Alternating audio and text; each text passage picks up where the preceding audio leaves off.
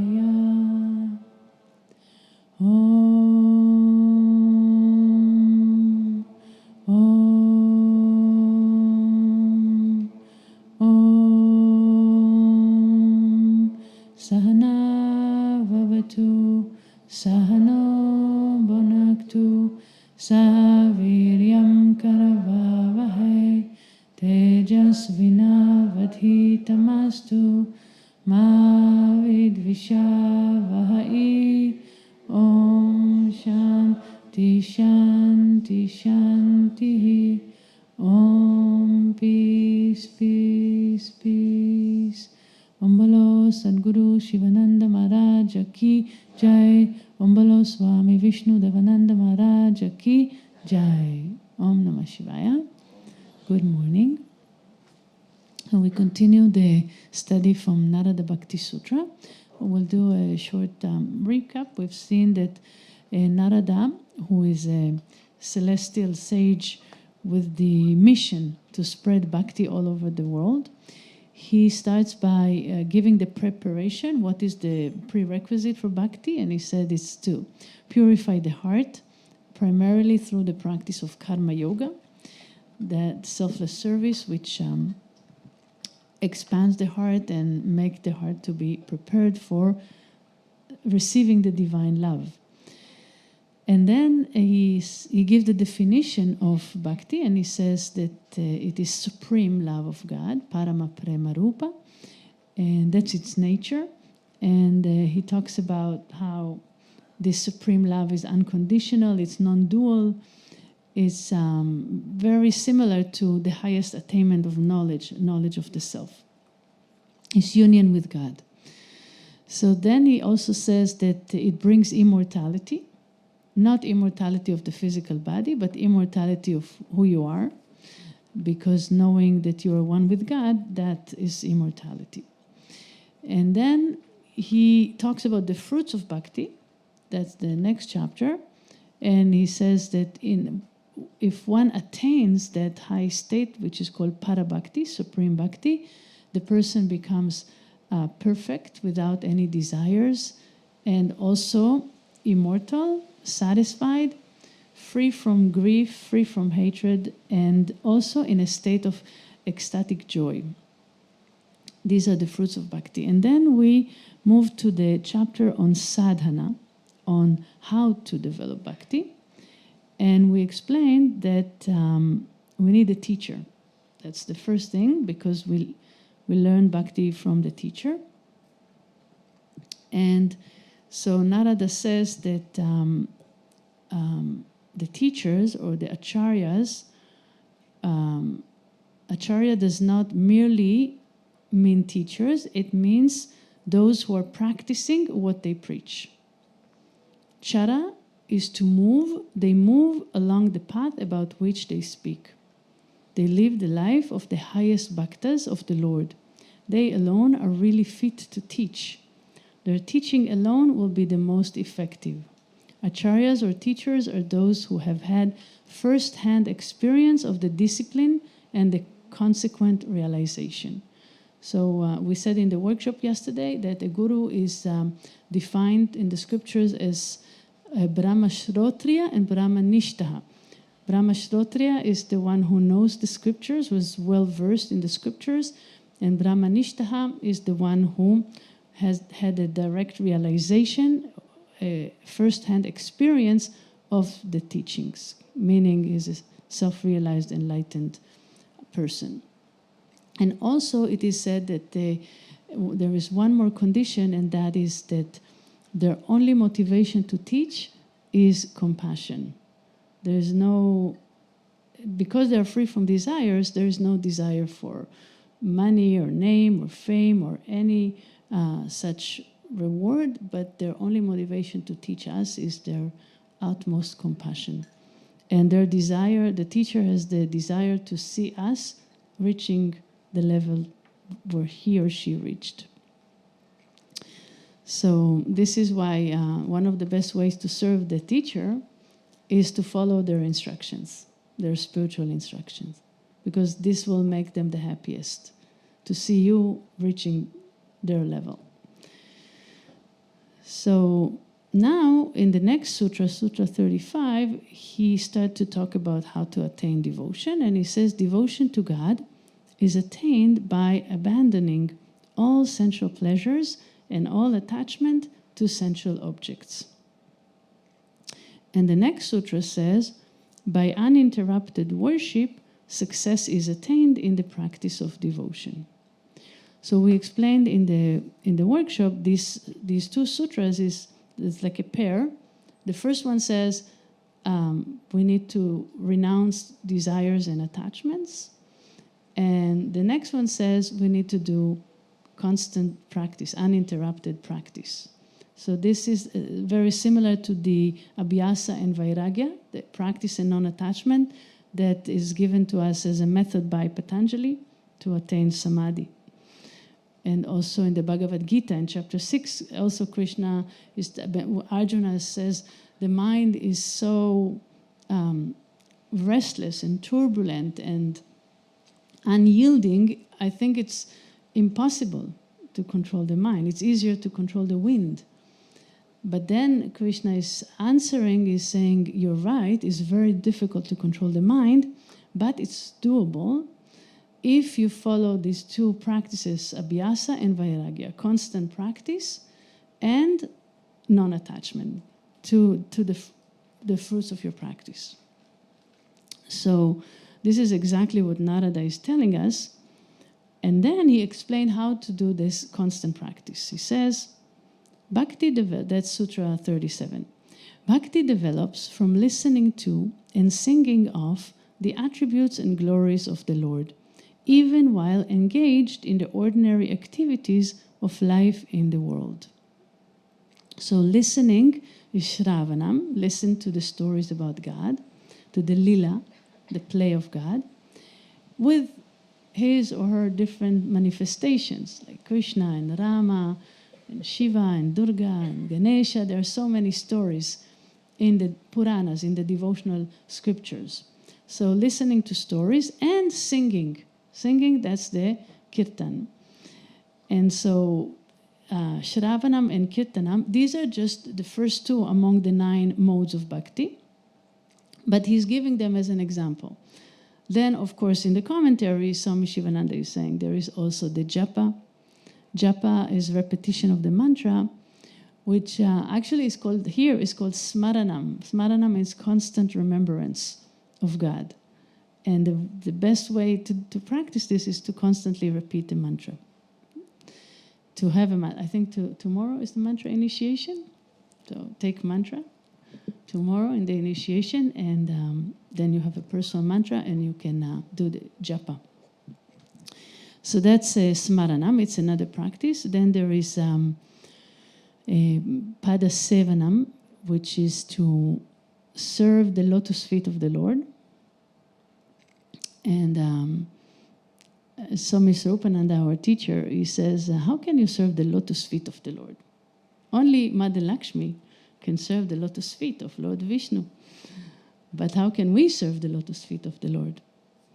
So he says we can do it by serving humanity, serving the creation, because creation is the lotus feet of the Lord. So the practice of karma yoga, selfless service, is actually one of the modes of bhakti, is one of the practices of bhakti yoga.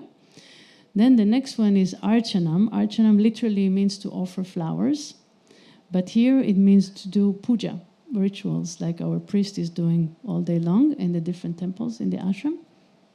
So to do rituals, which is a way to practice devotion, not because the Lord is not limited to this image that we are worshipping, but in puja we imagine that the infinite, unlimited Lord is symbolized in this image, and we worship the image that really symbolizes the Lord that dwells in our heart.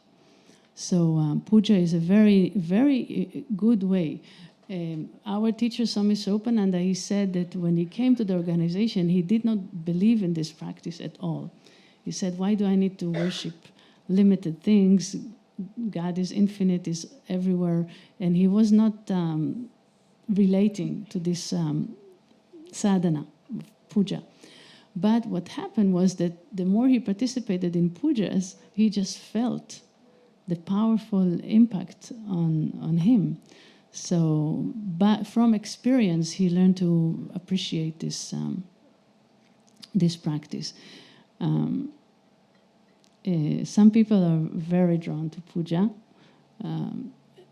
I'm staying mostly in an ashram in Israel, and we have once a week puja, and some people are driving from like 3 hours, 4 hours drive just to participate in 1 hour puja. Really because they feel the powerful impact. So we have listening to the stories, singing kirtan, doing japa, selfless service, the puja, and then there is the next one is vandanam, which is prostration. And in some traditions they really practice it, like in the Tibetan Buddhist tradition, they have a practice where they do 1,000 prostrations. You need also good to be in good shape to do this. And sometimes we do it in like sun salutation, is also a way of prostration. And of course, when we come to the temple, we prostrate. This is to cultivate humility, because there is an intimate connection between the posture of the body and the state of the mind. So, for example, why we sit cross-legged with back straight for the practice of concentration and meditation? Because this posture is conducive for focusing the mind, for channeling the prana, the energy, to the higher centers, because it's like a pyramid shape, and it's very conducive for the practice of concentration. But the bowing down, the prostration, is something different, is for cultivating humility. So this is another mode of bhakti. And then there are two more which are more mental practices, is dasyam and sakyam. Dasyam is cultivating an attitude of I'm the servant of the Lord. Das means servant. And I have devotion to the beloved Lord, who is my master. And the next one, sakyam, is a friend. So God is a friend. There is more equal relationship, and this is cultivating a mental attitude of being the friend of God. And then finally, the last mode is atmanivedanam, which means total self-surrender to the Lord, or total self-surrender to God. And this is really a culmination of all the other 8.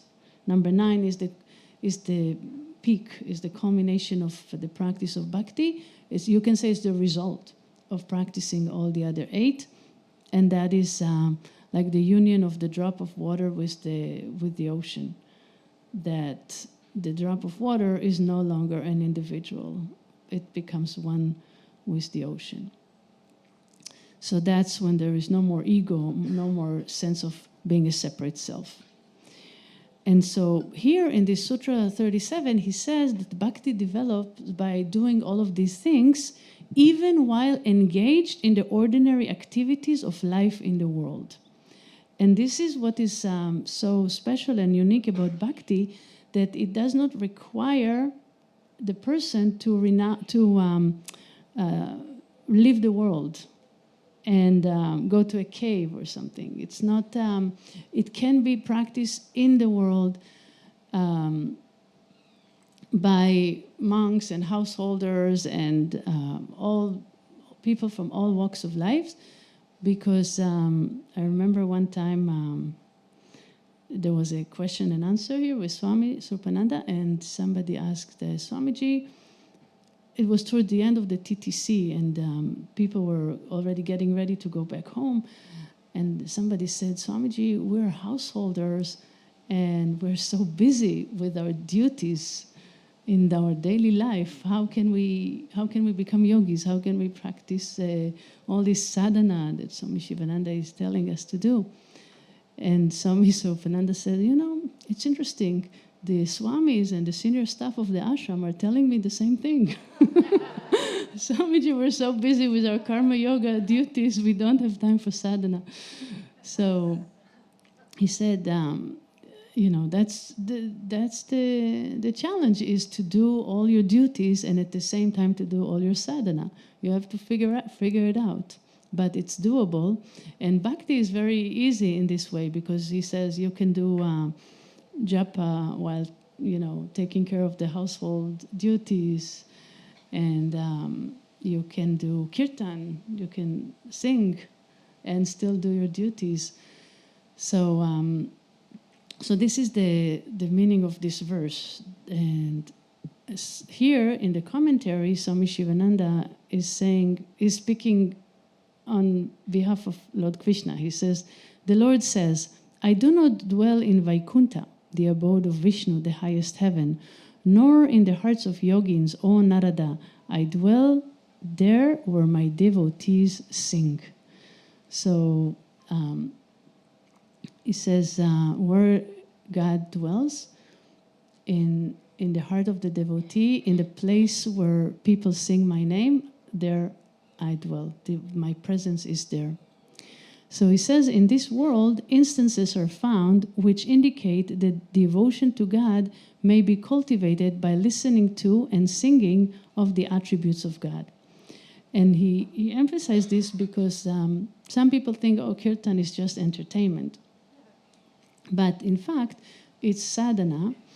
And he says there are cases in the history of humanity that people reach the highest God realization and self-realization by following this practice of kirtan.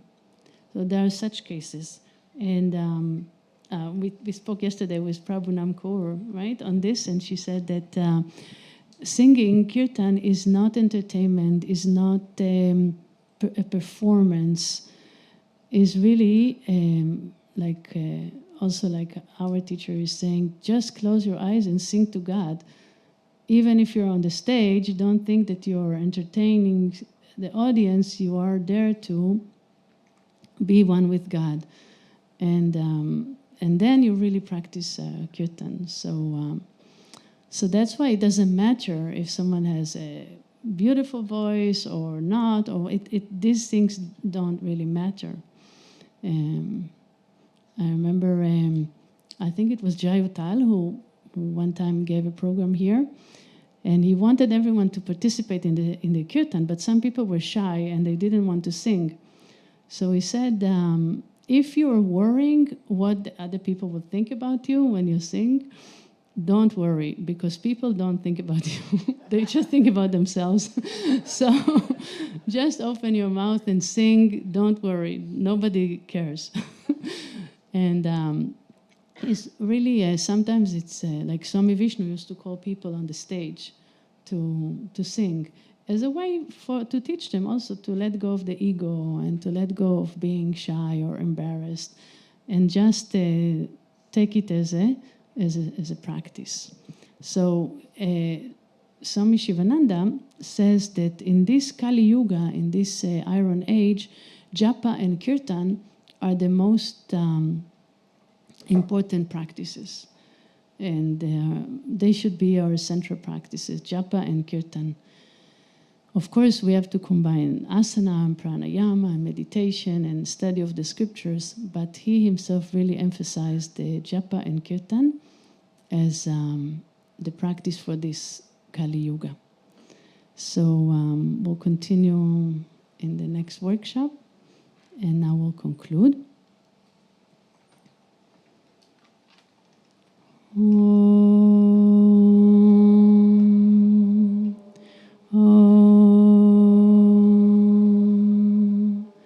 Om, Shanti, Shanti, Shanti. Om, peace, peace, peace. Bolo Sadguru Sivananda Maharaj ki jai. Swami Vishnu Devananda Maharaj ki jai.